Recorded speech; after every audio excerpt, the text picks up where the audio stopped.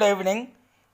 आज शाम को मैंने एक वीडियो अपलोड किया था जिसमें मैंने आप लोगों को बताया था कि लॉकडाउन 31 मई तक बढ़ गया है। मैंने ये भी कहा था कि जैसे ही लॉकडाउन 4 की गाइडलाइंस आ जाएंगी मैं एक वीडियो अपलोड करके आपको उसकी जानकारी दे दूंगा। तो आपकी जानकारी के लिए आपको बता दूं कि बहुत सारी रियायतों के साथ लॉकडाउन 4 की गाइडलाइंस आ गई है। तो आइए देखते हैं केंद्रीय गृह मंत्रालय द्वारा क्या गाइडलाइंस जारी की गई हैं। लेकिन अगर आप मेरे चैनल पर पहली बार आए हैं तो प्लीज़ इसे सब्सक्राइब कर लें। सब्सक्राइब करके बेल आइकन प्रेस कर दें ताकि इस तरह की जो भी लेटेस्ट अपडेट्स हों, नई नई जानकारियां हों, वो सारी चीज़ें आपको तत्काल लगातार मिलती रहें। जो भी वीडियो मैं अपलोड करूं उसका नोटिफिकेशन आपके पास तुरंत अवेलेबल हो जाए। तो चलिए वीडियो शुरू करते हैं। तो ये है लेटेस्ट गाइडलाइन। केंद्र सरकार ने लॉकडाउन 31 मई तक बढ़ा दिया है। साथ ही केंद्रीय गृह मंत्रालय की ओर से गाइडलाइन जारी कर दी गई है। पूरे देश को 5 जोन में बांटा गया है। देखिए, अभी तक पूरे देश को 3 जोन में बांटा गया था, अब 5 जोन में बांटा गया है लॉकडाउन 4 के दौरान। तो ये जोन कौन कौन से हैं? ये हैं red zone, green zone, orange zone और कैंटोनमेंट जोन और बफर जोन। तो ये 5 जोन हैं। लॉकडाउन 3 के समय देश 3 जोन में बांटा गया था, अब 2 जोन जोड़े गए हैं। कोरोना वायरस के केस सामने आने की दर के हिसाब से राज्य तय करेंगे कि उन्हें कहाँ कौन सा जोन लगाना है। यानी अब ये राज्य तय करेंगे कि कौन सा ज़िला, कौन सा शहर वो ग्रीन जोन में रहेगा, कौन रेड जोन में रहेगा, कौन बफर जोन में रहेगा। ये डिसाइड करने की जो पावर है अब वो राज्यों के ऊपर छोड़ दी गई है, कोरोना वायरस के केस सामने आने की दर के हिसाब से। साथ ही साथ राज्य ही तय करेंगे कि किस जोन में किस तरह की पाबंदियां रहेंगी और किस तरह की सुविधाएं मिलेंगी। तो चलिए अब मैं आपको बताता हूं कि जोन वाइज क्या क्या सुविधाएं मिलने वाली हैं। तो पहले बात करते हैं रेड जोन की। रेड जोन में वे इलाके जहां कोरोना वायरस के सबसे ज़्यादा केस सामने आए हैं या आ रहे हैं उनको सरकार ने रेड जोन में रखा है। यहाँ सख्त पाबंदियां लागू हैं और आगे भी रहेंगी। रेड जोन में लोगों को घरों में ही रहना होगा, सिर्फ ज़रूरी काम होने पर ही बाहर निकल सकते हैं। 10 साल से छोटे और 65 साल से अधिक उम्र के लोगों को घरों से बाहर निकलना बिल्कुल बंद रहेगा रेड जोन में। अब आइए बात करते हैं ऑरेंज जोन में। तो ऑरेंज जोन में वे इलाके हैं जहां पर कोरोना के केस आ तो रहे हैं लेकिन लगातार सुधार भी है। तो स्थानीय प्रशासन ने यहां कई तरह की छूट दी है और इन इलाकों में प्रशासन द्वारा लॉकडाउन सील या फिर अन्य एहतियाती कदम उठाए गए हैं। यानी ये प्रशासन पर डिपेंड करेगा, स्थानीय प्रशासन पर जो है डिपेंड करेगा कि ऑरेंज जोन में क्या क्या छूट, क्या क्या सुविधाएं मिलेंगी और क्या क्या सुविधाएं नहीं मिलेंगी। अब आइए बात कर लेते हैं ग्रीन जोन की। तो ग्रीन जोन वे इलाके हैं जो कोरोना के संक्रमण से पूरी तरह से मुक्त हैं। यहाँ के लोगों की ज़िंदगी बाकी जोन की तुलना में बहुत आसान है। लगभग सभी तरह की सुविधाएं चालू हैं। हालांकि लोगों को बाहर निकलने पर मास्क लगाना और फिजिकल डिस्टेंसिंग का पालन करना ज़रूरी है। तो ये हो गया रेड, ऑरेंज और ग्रीन जोन के बारे में। आगे बढ़ने से पहले लॉकडाउन में इसके अलावा 2 जोन और बताए गए हैं, बफर जोन और कैंटोनमेंट जोन। लेकिन बफर जोन और कैंटोनमेंट जोन के बारे में बताने से पहले अगर आपको वीडियो अच्छा लग रहा हो तो प्लीज़ इसे लाइक करके और अपने सभी जानने वालों को, फ्रेंड्स को, ग्रुप्स को, आपके रिलेटिव्स को, जितने भी आपके जान पहचान वाले हों सबको शेयर ज़रूर कर दीजिए, क्योंकि ये ज़रूरी जानकारी है और ये जानकारी आप सबके लिए बहुत ही इम्पॉर्टेंट है, बहुत ही महत्वपूर्ण है। तो सबको इसकी जानकारी हो जाए, इसलिए इसको शेयर ज़रूर करिए। तो चलिए आगे बात करते हैं कि बफर और कैंटोनमेंट जोन क्या हैं। देखिए, ये बफर जोन और कैंटोनमेंट जोन ये दो नए जोन बनाए गए हैं, तो इसको ध्यान से समझिए। बफर जोन जो है वे ज़िले हैं जो रेड जोन वाले ज़िलों से सटे हुए हैं। सरकार को आशंका है कि इन ज़िलों पर ढिलाई बरतने पर पड़ोस के ज़िले के रेड जोन का असर यहाँ भी हो सकता है। सपोज कर लीजिए जो है कि उत्तर प्रदेश में प्रतापगढ़ को रेड जोन में रखा गया, तो उससे बगल का जो ज़िला है, चाहे वो रायबरेली है, चाहे वो जौनपुर है, चाहे वो इलाहाबाद है, चाहे वो सुल्तानपुर है, ये सारे ज़िले जो हैं वो बफर जोन में रहेंगे, चूँकि वो रेड जोन के ज़िले से सटे हुए हैं। तो ऐसे ज़िलों को अलग जोन में बांटकर नज़र रखी जा रही है, ताकि यहाँ पर नए केस आने से बचाया जा सके। तो ये हो गया बफर जोन। अब आइए बात कर लेते हैं कंटेनमेंट जोन। कंटेनमेंट जोन वो जोन होगा, ये ऐसे इलाके हैं जहां कोरोना संक्रमण केस में लगातार उतार चढ़ाव आ रहा है, यानी कि कभी नए केस कम आ रहे हैं तो कभी बहुत ज़्यादा केस आ रहे हैं।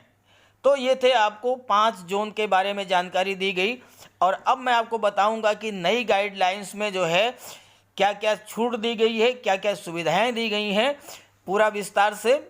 लेकिन वीडियो अगर अच्छा लग रहा हो तो इसे शेयर ज़रूर कर दीजिए, अपने सभी जानने वालों को इसकी जानकारी दीजिए जो है, शेयर करके मेरे वीडियो को, और चैनल को मेरे सब्सक्राइब कर लीजिए, ताकि आगे इसके जो भी लेटेस्ट अपडेट्स हों वो आपको तुरंत उसका नोटिफिकेशन मिल जाए। तो चलिए बात कर लेते हैं कि आखिरकार अब क्या क्या सुविधाएं मिल सकती हैं नई गाइडलाइन के अनुसार। तो चलिए जानते हैं क्या है नई गाइडलाइंस में। पहला ही पैरा सबसे महत्वपूर्ण है। स्थानीय अधिकारियों को ये सुनिश्चित करना चाहिए कि दुकानें और बाज़ार कंटेनमेंट जोन को छोड़कर तय समय के साथ खुलें। इसका मतलब ये है कि लॉकडाउन 4 में दुकानें खोलने की अनुमति स्थानीय प्रशासन के द्वारा दी जाएगी। उसका टाइम फिक्स किया जाएगा और उस निश्चित समय के दौरान दुकानें खुलेंगी। केवल और केवल कंटेनमेंट जोन में दुकानें बंद रहेंगी, इसके अलावा बाकी सभी जगह जो है दुकानें खुलेंगी। इसे जो है स्थानीय अधिकारियों को सुनिश्चित करना चाहिए। आगे बढ़ते हैं, और भी क्या है गाइडलाइंस देखते हैं। लेकिन फिर मैं आपसे वही कहूँगा कि वीडियो अच्छा लगे तो मेरे चैनल को सब्सक्राइब कर लीजिएगा, इसे शेयर कर दीजिएगा, ताकि इस तरह की लेटेस्ट अपडेट्स जो भी हैं वो आपको लगातार मिलती रहें। चलिए आगे बढ़ते हैं। तो अगला पॉइंट है 65 वर्ष से अधिक आयु के व्यक्ति, किसी बीमारी से ग्रस्त व्यक्ति, गर्भवती महिलाएं, 10 वर्ष से कम उम्र के बच्चे, ये 31 मई तक घर पर ही रहेंगे। केवल आवश्यक और स्वास्थ्य कारणों के लिए ही बाहर निकलेंगे। अगला पॉइंट है, जिलाधिकारियों से कहा गया है कि सभी को मोबाइल फ़ोन पर आरोग्य सेतु एप्लीकेशन इंस्टॉल करने और नियमित रूप से ऐप पर अपनी स्वास्थ्य स्थिति को अपडेट करने की सलाह दें। यानी सभी जिलाधिकारियों को ये कहा गया है कि ज़िले के अंदर जो लोग रह रहे हैं उनको आरोग्य सेतु एप्लीकेशन जो है, आरोग्य सेतु ऐप जो है उसे इंस्टॉल करने के लिए सभी को सलाह दें। इससे उन व्यक्तियों को समय पर चिकित्सा की सुविधा उपलब्ध होगी जो कि किसी तरह के जोखिम में हैं। अगला पॉइंट जो है, ध्यान दीजिए, ये बहुत महत्वपूर्ण पॉइंट है। इन दिशा निर्देशों के तहत विशेष रूप से प्रतिबंधित गतिविधियों को छोड़कर, यानी वो गतिविधियां जिन्हें विशेष रूप से रोका गया है उन्हें छोड़ करके बाकी सभी के लिए अनुमति दी जाएगी। हालांकि कंटेनमेंट जोन में केवल आवश्यक गतिविधियों की अनुमति होगी, जैसा कि पहले उल्लेख किया गया है। तो यानी उन गतिविधियों को जिनके लिए पूरी तरह से रोक लगी हुई है उसे छोड़ करके बाकी जो कार्य हैं उनके लिए अनुमति दी जाएगी, और ये अनुमति जो है ये राज्य सरकार और स्थानीय प्रशासन जो है ये डिसाइड करेगा। अगला पॉइंट है कि नई गाइडलाइन के अनुसार कार्यालयों और कार्यस्थलों में सुरक्षा सुनिश्चित करने के लिए नियोक्ताओं को ये सुनिश्चित करना चाहिए कि आरोग्य सेतु, यानी जितने भी ऑफिसेज हैं वहाँ पर जो भी लोग काम कर रहे हैं, जो एम्प्लॉइज हैं, जो वर्कर्स हैं, उन सब के मोबाइल में आरोग्य सेतु ऐप जो है वो इंस्टॉल होना चाहिए।